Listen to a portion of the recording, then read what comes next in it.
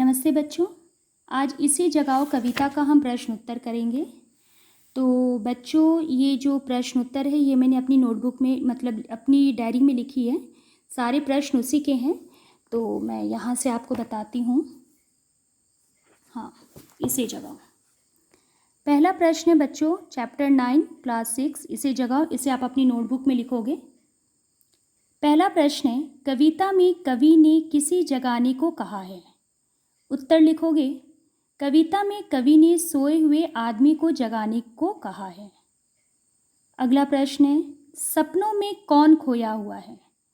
उत्तर, सपनों में सोया हुआ आदमी खोया हुआ है। ग नंबर प्रश्न, कवि चिल्लाने के लिए किसे कह रहा है? कवि चिल्लाने के लिए पंछी को कह रहे हैं। लघु उत्तरीय प्रश्न, कवि पवन को संबोधित करके क्या कह रहा है?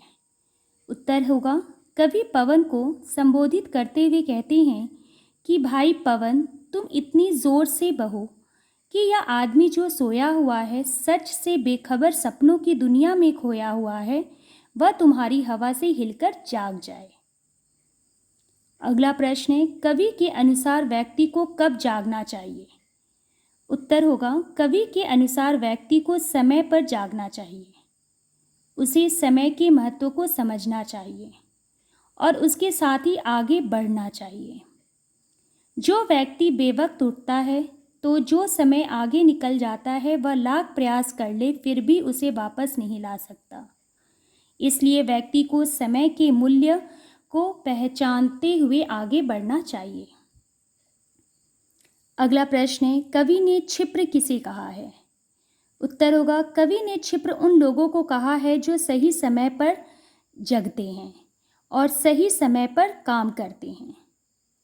अगला, कवि ने किस किस से आदमी को जगाने के लिए कहा है? उत्तर, कवि ने सूरज, पंछी और पवन से इसे जगाने के लिए कहा है। इसे मतलब आदमी को जगाने के लिए कहा है। अगला प्रश्न दीर्घ उत्तरीय, कविता का भाव अपने शब्दों में लिखिए। तो बच्चों, ये भाव और सारांश दोनों का मतलब एक ही होता है, तो मैंने पूरा लिख दिया है। ठीक है, इसे आप अपनी नोटबुक में लिख लोगे। मैं पढ़ दे रही हूँ। ये थोड़ा सा दाग हो गया बच्चों, तो इसे आप अनदेखा करें। उत्तर है, कविता में कवि भवानी प्रसाद मिश्र ने समय के महत्व को पहचान कर आगे बढ़ने की प्रेरणा दी। कवि सभी व्यक्ति को प्रेरित करते हुए कहते हैं कि समय के मूल्य को पहचानो और इसके साथ आगे बढ़ो। जो व्यक्ति समय के मूल्य को नहीं पहचानता वह जीवन की दौड़ में पीछे रह जाता है। कवि सूरज से प्रार्थना करते हुए कहते हैं कि भाई सूरज, तुम इतना तेज चमको कि तुम्हारी धूप से सोया हुआ व्यक्ति जाग जाए। कवि पवन से प्रार्थना करते हुए कहते हैं कि तुम इतनी तेज बहो कि यह सोया हुआ व्यक्ति जो सच से बेखबर, सच से दूर सपनों की दुनिया में खोया है, वह तुम्हारी तेज हवा से हिलकर जाग जाए। कविता में कवि ने सोए हुए व्यक्ति को जगाने के लिए पंछी से भी मदद मांगी है। कवि कहते हैं कि भाई पंछी, तुम इस सोए हुए व्यक्ति के कानों में इतनी ज़ोर से चिल्लाओ कि यह व्यक्ति उठ जाए। कवि ने व्यक्ति को जगाने के लिए हर संभवतः प्रयास किया है। कवि समय के महत्व को समझते हुए फिर सूरज से कहते हैं कि भाई सूरज, तुम इस आदमी को समय पर जगा दो। ऐसा ना हो कि देर हो जाए। देर से उठने पर जो समय बीत जाएगा वह वापस नहीं आ पाएगा।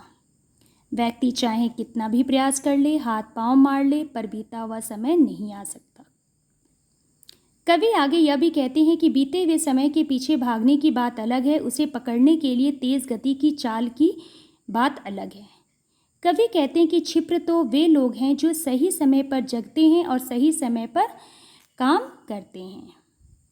अंत में कवि ने फिर से कहा है कि सूरज, इस सोए हुए व्यक्ति को जगाओ, पवन, इस व्यक्ति को हिलाओ और पंछी, इसके कानों के ऊपर चिल्लाओ। तो बच्चों, यहाँ लिखित कार्य पूरा होता है। आप इस पूरी सारांश को, वैसे भी ये लघु दीर्घ उत्तरी में पूछ दिया है, तो इसे आप लिखोगे और इसे आप अपनी नोटबुक में लिखोगे। तो ये चैप्टर कंप्लीट होता है। अगली वीडियो हम नए पाठ के साथ मिलते हैं। धन्यवाद।